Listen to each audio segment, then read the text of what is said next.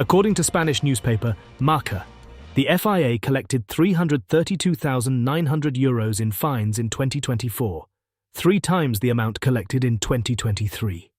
This increase is attributed to both a higher number of fines issued and larger fine amounts.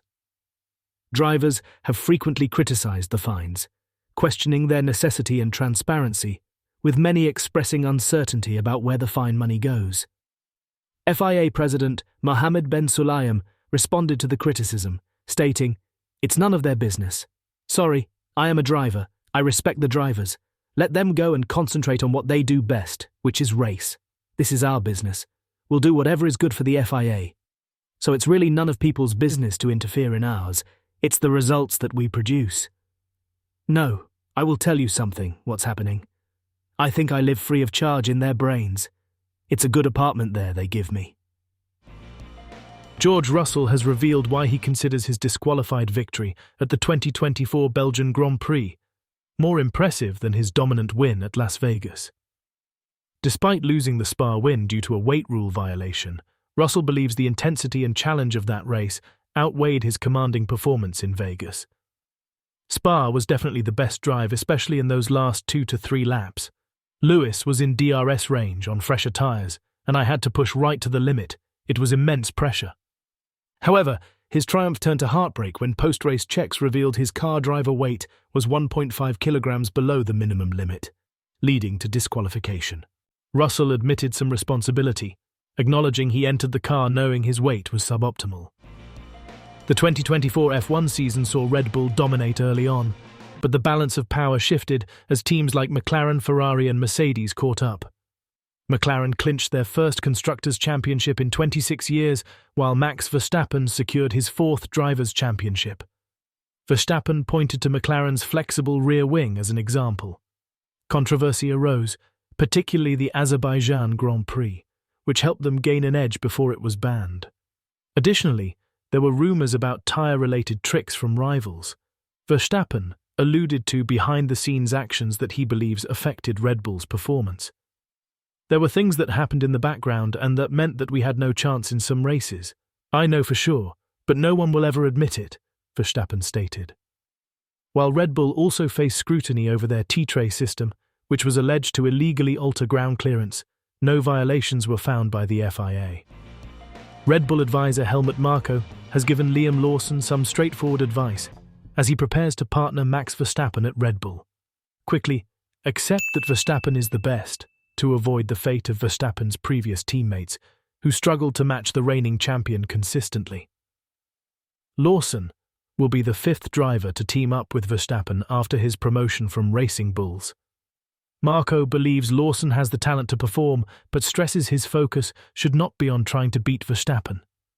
He should be able to stay within 0.3 of Max both in qualifying and in the races. That should be enough to accumulate points for the Constructors' Championship.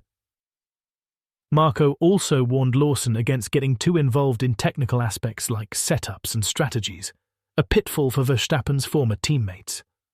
Marko's message was clear. Liam will have to accept that Verstappen is the best.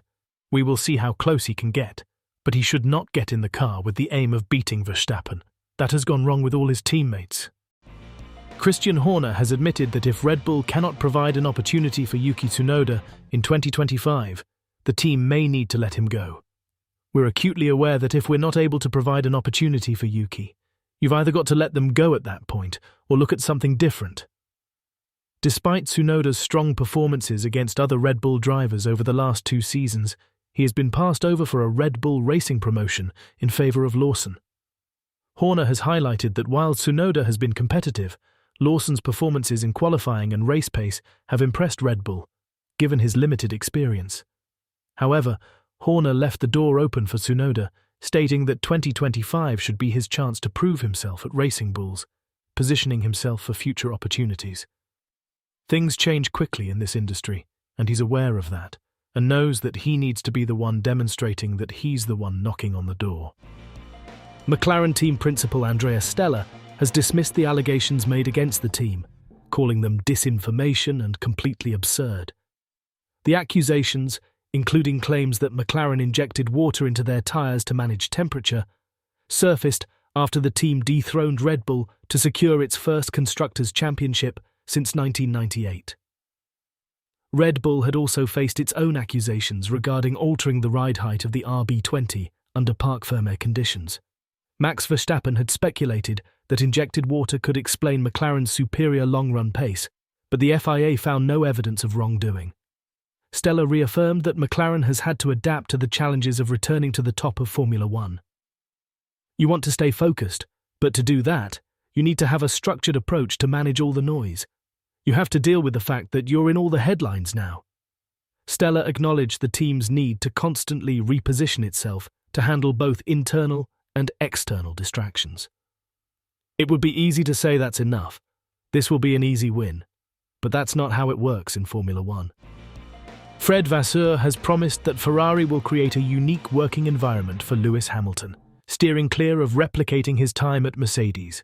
Ferrari is focused on tailoring its management style to suit the F1 legend. We have to find the best way to manage Lewis.